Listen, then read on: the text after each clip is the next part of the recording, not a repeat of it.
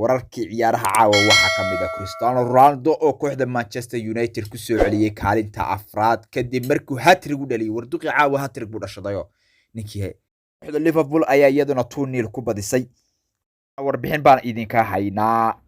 Kooxda kubadda cagta ee Manchester United ayaa ku soo laabatay wadada guusha kadib markay 3-2 ku xasuuqday kooxda Tottenham oo marti ugu ahayd Old Trafford kadib na ku soo laabtay kaalinta afraad ee horyaalka Premier League.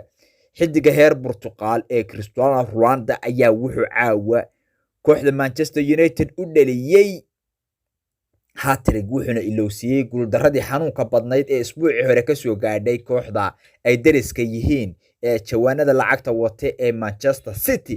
Kabtankii Manchester United Harry Maguire ayaa caawa meesha ku ciiboobay. Odaygan iyo maalin walba khaladkiisa ciidaas maraya ninka kabtanimada nimayo ka qaadanayo ma hadan kabtanimo idin noqdaniyo Harry United ninkaas saa un buu iskaga dhalinayaayo kubadaha un buu isku khaldayaayo waa iska dhex taagan war waxaan iyo horta kabtanimada kula dhacay kabtan uma qalmee Cristiano Ronaldo ragga hat-trickada idin dhalinayee khatarta lagu baxsanayo haddii u dhiibta kabtanimada waxay odaygan gebigiisu goosha isku dheexinayeen ciyaar u muuqatay labada kooxoodba inay isku dheelitirnaayeen isku dhawaayeen kubad ahaan ceelis ahaan kubadaha iyo kornooyinka iyo jaanisada la helayba waxaad moodaa inay kooxdu labada kooxoodba ay isu dhawaayeen. Daqiiqadii 12aad ayaa Cristiano Ronaldo kubad gantaal ahayd ku hubsaday shabaqa Tottenham kadib markuu kubad hadiyad ahayd oo khadka dhexe ah kaasoo uu ka helay laacibka Frey isaguna kubadaas ayuuna goolka ku toogtay wuxuuna ku dabaaldegay halka guushiisii goolkiisii ugu horeeyay.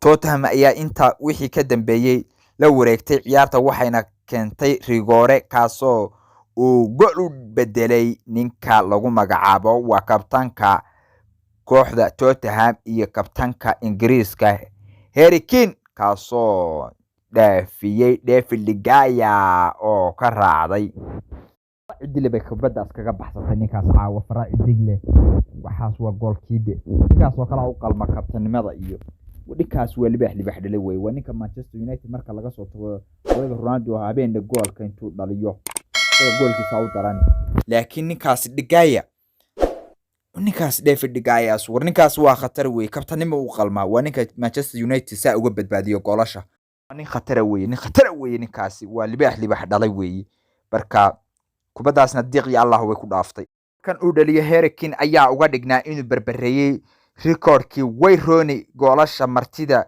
ka dhaliyay horyaalka Premier League wuxuuna labada ciyaartooyba ee garoonka ay martida ku soo dhaliyeen min 94 gool war Harry Kane kaas caadi ma ninkaas kabtan waa kabtan ninkaas waa nin khatara bas 3 daqiiqo oo kaliya ayay ku qaadatay kooxda Manchester United inay soo ceshato hogaanka maadaama rigoore lagu barbareeyay waxaana gool dhaafay oo maxaa la dhahaa oo Cristiano Ronaldo orad kaga tagay ciyaartooyda Tottenham uu ka helay Sancho kaasoo laga soo hubiyay faarta lagana xaqiijiyay inuu goolkaasi offside ahayn waa ayna dhaafin daafacyada Tottenham waardiyaha uga hayay xagga goolka ee kana horeeyay goolkiibahooda. Haddaba intaan nasashadii loo bixin Cristiano Ronaldo ayaana aad u awood badan ku toogtay goolka goolkiibaha heer Francis ayaa si dirqiya ku qabtay goolkaasi. Dejan ayaa isaguna kooxda Tottenham ka khasaareeyay kubad kaasoo isaguna birta agmariyay. Maguire ayaa haddaba isku falaashay gool kaasoo kooxdiisa ku barbareeyay isagana goolka u dhaliyay. Odaygii kabtanka aaba isbarbareeyay oo caawa isaga goolka u dhaliyay kooxda Tottenham. Dalot ayaa isaguna ka badbaaday in la siiyo red card kaasoo uu khalad u galay ku baxsaday caawa kooxda Manchester United card la siiyo. Ronaldo ayaa kubad xerada ganaaxa ka helay waxaana ku toogtay goolka faraacidile ayuu haddana caawa mar labaad goolkaas kaga baxsaday inuu dhaliyo. Ronaldo caawa habeenkii Ronaldo ahayd ninkaas habeenkiisii bay ahayd habeen khatar habeenkii u dhashay bay ahayd baan malaynayaa. Haddaba daqiiqadii 81 ayuu Cristiano Ronaldo kubadda korna ahayd uu madax xoog badan ku dhaliyay alla muxuu madaxa ninkaasi waa barbarka qaarkood waxa soonaysa waxaan Ronaldo waxba laga ma qaban karayo marka ciyaartaas waxay ku soo dhamaatay 3-2 Manchester United ayaa haddaba soo gashay kaalinta afraad waxayna yeelatay 50 dhibcood. Sidoo kale kooxda Arsenal waxay leedahay 48 dhibcood. sidoo kale kooxda Liverpool ayaa guul ay ka soo gaadhay kooxda Brighton 3 dhibcood ugu soo jirsatay kooxda Manchester City. Mohamed Salah oo dhaliyay gool lagu xusi doono taariikhda Premier League.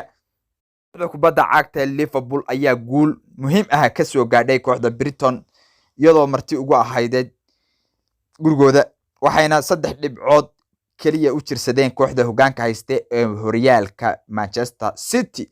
2 gool ay labadii qaybood ay ciyaarta kala dhaliyeen. Diaz iyo Mohamed Salah ayaana ugu filnaa inay kooxda kubadda cagta Liverpool ay ku gaadho guul muhiim ah kaasoo ay gaadheen goolal aad u fara badan oo la buuxiyay.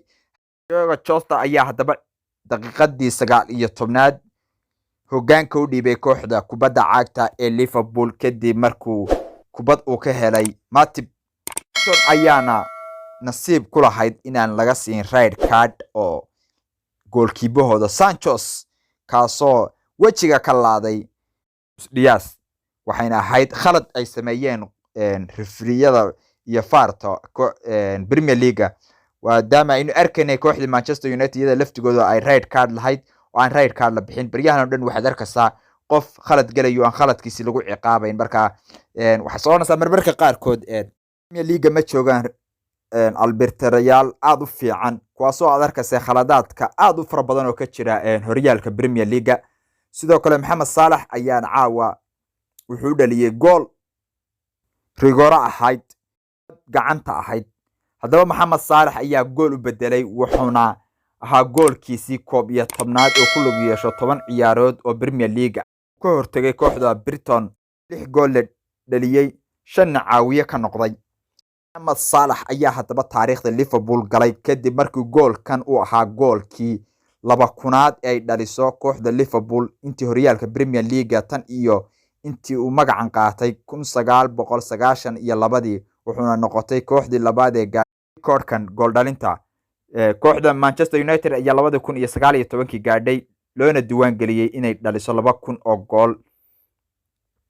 haddaba ciyaartaasna waxay ku soo dhamaatay kooxda Liverpool inay caawa ay soo hesho 3 dhibcood oo muhiim ah waxayna kooxda Manchester United ka dambeeyeen 3 dhibcood waxayna leeyihiin 66 dhibcood. sidoo kale kooxda Manchester City 69 dhibcood. haddaba wararka ciyaaraha intaas aan ku soo gabagabayn doonaa saaxiibayaal.